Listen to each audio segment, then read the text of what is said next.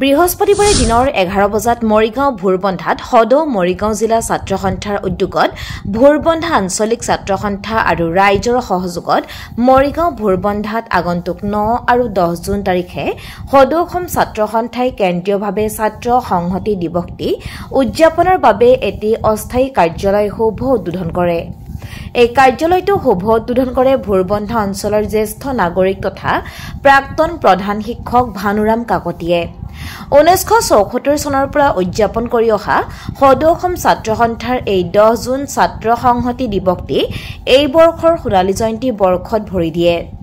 এই 10 জুন ছাত্ৰ সংহতি দিৱসটি সোণালী জয়ন্তী বৰ্ষৰ অনুষ্ঠানটি সদৌ অসম ছাত্ৰ সন্থাই কেন্দ্ৰীয়ভাৱে ভোৰবন্ধাত আয়োজন কৰা লক্ষ্যৰে আজি এটি অস্থায়ী কাৰ্যালয় শুভ উদ্বোধন কৰে। এই শুভ উদ্বোধন অনুষ্ঠানত উপস্থিত থাকে সদৌ অসম ছাত্ৰ সন্থাৰ কেন্দ্ৰীয় সাংগঠনিক সম্পাদক ৰূপজ্যোতি মেধি, সদৌ মৰিগাঁও জিলা ছাত্ৰ সন্থাৰ সভাপতি দীপুল কুমাৰ নাথ, মৰিগাঁও জিলা ছাত্ৰ সন্থাৰ ভাৰপ্ৰাপ্ত সাধাৰণ সম্পাদক দিব্যজ্যোতি চৌধুৰী, আদৰণী সমিতিৰ সভাপতি যুগল কিশোৰ চৌধুৰী, কাৰ্যকৰী সভাপতি মৃদুল শৰ্মা, অসম উন্নীত সভা কেন্দ্ৰীয় সাংগঠনিক সম্পাদক অতনু শৰ্মাৰ লগতে সদৌ মৰিগাঁও জিলা ছাত্ৰ সন্থাৰ বিষয়ববীয়া তথা কাৰ্যকৰ্তাসকল আৰু মৰিগাঁও জিলাৰ বিভিন্ন প্ৰান্তৰ পৰা বহুকেইজন বিশিষ্ট ব্যক্তি উপস্থিত থাকে।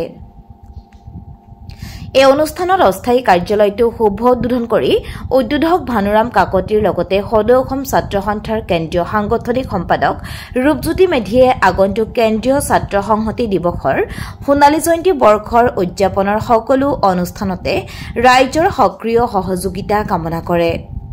এই ক্ষেত্ৰত সংবাদ মাধ্যমৰ আগত কি কয় শুনোৱা হওক।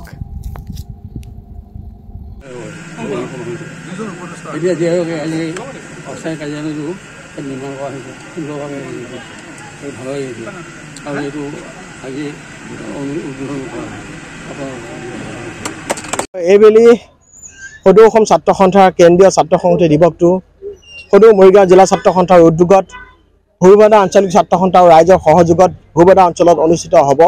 গতিকে যোৱা দিনকেইটাত আমাৰ এখন আদৰণি সমিতি শক্তিশালী আদৰণি সমিতি গঠন হৈছিলে আৰু আজি আদৰণি সমিতিৰ যি অস্থায়ী কাৰ্যালয় আজি আমি মুকলি কৰিলোঁ আৰু এই অস্থায়ী কাৰ্যালয় উদ্বোধনী অনুষ্ঠানত উদ্বোধন কৰে এই অঞ্চলে বিশিষ্ট সমাজকৰ্মী শিক্ষাবিদ শ্ৰদ্ধাৰ ভানু কাকতি ছাৰে আৰু ৰাইজৰ সহায় সহযোগিতাত আমি কামনা কৰিছোঁ। কাৰণ সদৌ অসম ছাত্ৰ সন্থা কেন্দ্ৰীয় ছাত্ৰ সংহতি দিৱসটি এইবাৰ 50 বছৰ আছে গৌৰৱিছে। গতিকে সকলো ৰাইজৰ সকলো প্ৰান্তৰ ৰাইজৰ আমি সহায় সহযোগিতা আমি কামনা কৰিছোঁ। আমি যিহেতু দায়িত্বত থকাসকল খুবেই কনিষ্ঠ, গতিকে যিদৰে যোৱা বৰ্ষৰ যিসমূহ কাৰ্যসূচী আছিলে কেন্দ্ৰীয় কাৰ্যসূচী যেনেধৰণে ৰাইজৰ সহায় সহযোগিতা আগবঢ়াইছিলে আমাক কনিষ্ঠ বুলি ভাবি নিজৰ সন্তান বুলি ভাবি যিদৰে আমাক হাতে হাত ধৰি আগবঢ়াই লৈ গৈছিলে ঠিক তেনেদৰে এইবাৰো যাতে আমাক হাতে হাত ধৰি আগবঢ়াই লৈ যায়, তেওঁলোকৰ প্ৰতিটো সময়তে আমাৰ লগত ছাঁটোৰ দৰে থাকি অভিভাৱকত্ব যাতে প্ৰদান কৰে, সহায় সহযোগিতা কামনা বিচাৰি এইখিনিকে মই আজি কৈছোঁ যাতে ভোৰবন্ধা অঞ্চলে নহয় মৰিগাঁও অঞ্চলৰ প্ৰত্যেকটো প্ৰান্তৰ অঞ্চলৰ সকলো ৰাজ্যতে জড়িত হৈ পৰে এই কেন্দ্ৰীয় অনুষ্ঠানটো সাফল্যমণ্ডিত কৰি তুলিবৰ কাৰণে। দুদিনীয়া কাৰ্যসূচী ইতিমধ্যে আমি লোৱা হৈছে। 9 তাৰিখে সদৌ অসম ভিত্তিত বিভিন্ন প্ৰতিযোগিতাসমূহ আমি অনুষ্ঠিত কৰিম।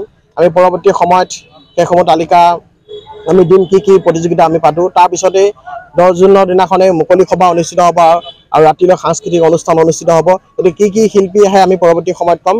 গতিকে সকলো ৰাইজৰ সকলো প্ৰান্তৰ ৰাইজৰ সহায় সহযোগিতা আৰু অভিভাৱকত্ব আমি আন্তৰিকতাৰে কামনা কৰিছোঁ। ধন্যবাদ।